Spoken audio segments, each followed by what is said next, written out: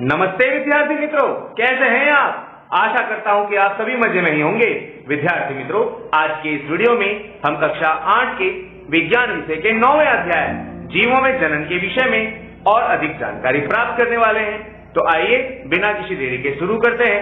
विद्यार्थी मित्रों, पिछले वीडियो में हमने मनुष्य में नर तथा मादा में पाए जाने वाले जनन अंगों के विषय में जानकारी प्राप्त की थी।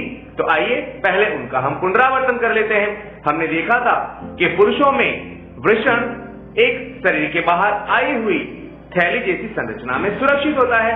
उस थैली जैसी संरचना को हम वृषण थैली कहते हैं और उसमें आई हुई यह संरचना वृषण कही जाती है।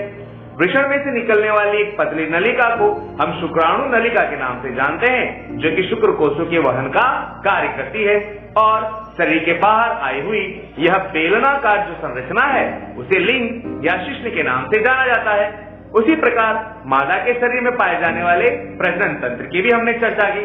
हमने देखा था कि मादा का मुख्य जनन अंग एक जोड़ी अंडाशय है। यह अंडाशय अंडवाहिनी द्वारा गर्भाशय से जुड़ा हुआ होता है, यानी मादा में मुख्य जनन अंग के रूप में एक जोड़ी अंडाशय तथा सहायक जनन अंग के रूप में अंडवाहिनी यानी डिंबवाहिनी तथा गर्भाशय आया हुआ होता है। आज के इस वीडियो में हम निषेचन के विषय में चर्चा करने वाले हैं। विद्यार्थी मित्रों, निषेचन का सामान्य अर्थ होता है शुक्राणु यानी नर जनन कोश और अंडाणु यानी मादा जनन कोश का मिलना और उनके मिलने पर फलितांड का निर्माण होना। यह निषेचन के नाम से जाना जाता है। निषेचन की प्रक्रिया दो भागों में बांट करके अभ्यास की जा सकती है। पहला आंतरिक निषेचन और दूसरा बाह्य निषेचन।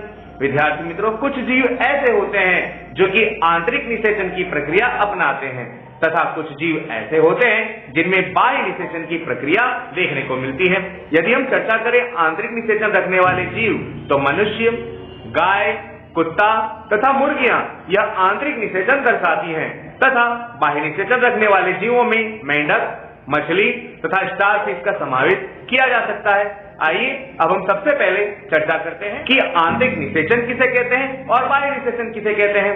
वह निषेचन जो मादा के शरीर के अंदर होता है वह आंतरिक निषेचन कहलाता है, यानी जिस निषेचन की प्रक्रिया में मादा युग्मज यानी अंडाणु और नर युग्मज यानी शुक्राणु मादा के शरीर के अंदर फलितांड बनाते हो तो वह आंतरिक निषेचन के नाम से जाना जाता है।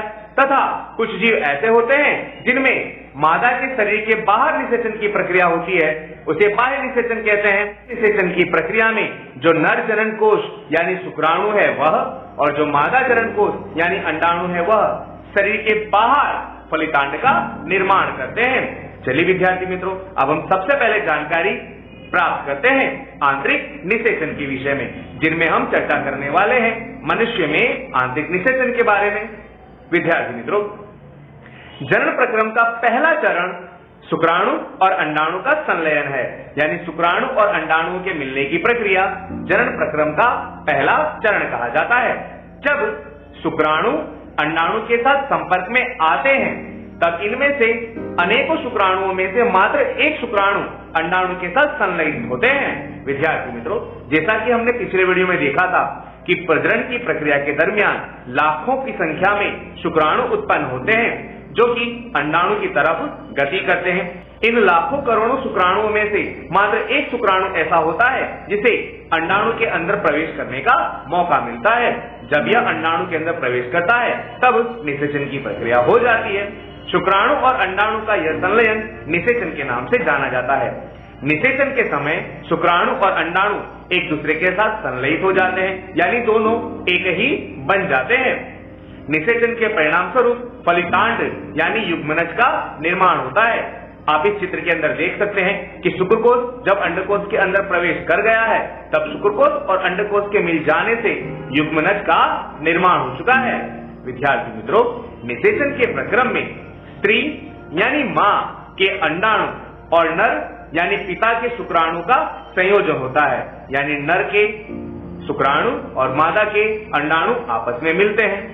अतः नई संतति में कुछ लक्षण माता की ओर से आते हैं और कुछ लक्षण ऐसे होते हैं जो कि पिता की ओर से आते हैं। विद्यार्थी मित्रों, आपने कई बार देखा होगा कि कुछ बच्चे अपने माता और पिता से सामान्यता रखते हैं, कुछ बच्चे अपनी माता से मिलते जुलते होते हैं तथा कुछ बच्चे अपने पिता से मिलते जुलते होते हैं।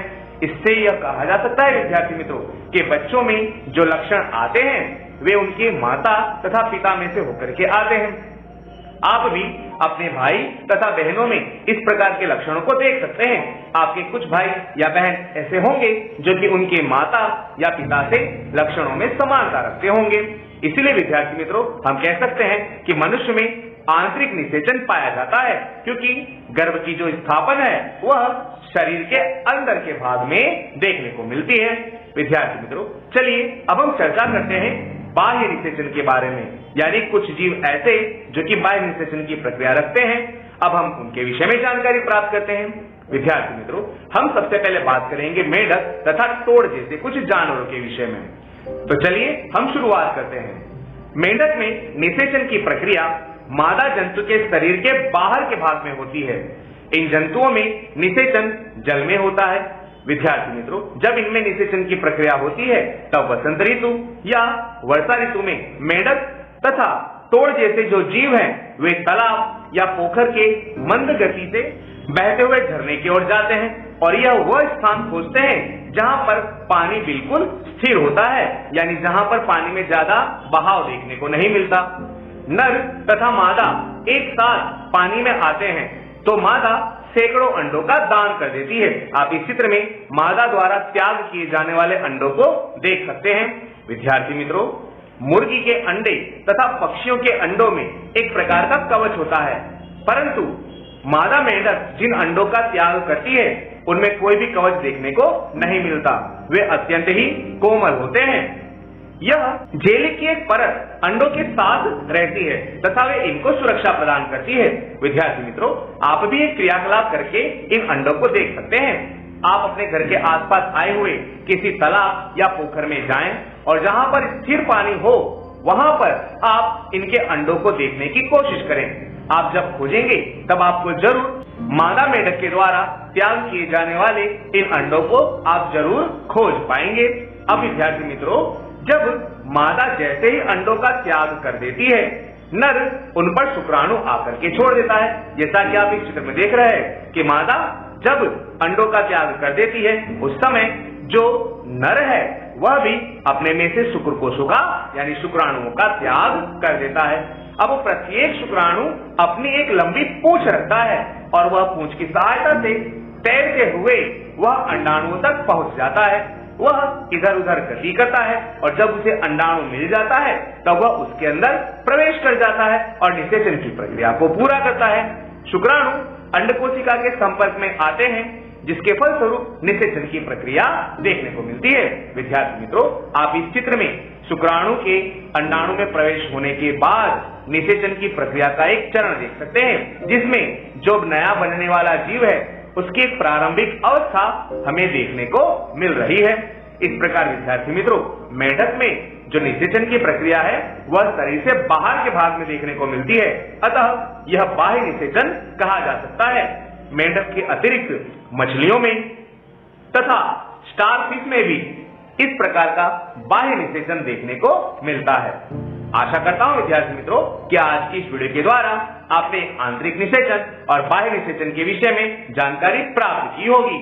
हमारी वीडियो को लाइक करें, अपने अन्य मित्रों को भी शेयर करें तथा हमारे चैनल को सब्सक्राइब जरूर करें, ताकि जब भी हम नया वीडियो अपलोड करें आपको उसका नोटिफिकेशन मिल जाए और आप उसे देख सकें।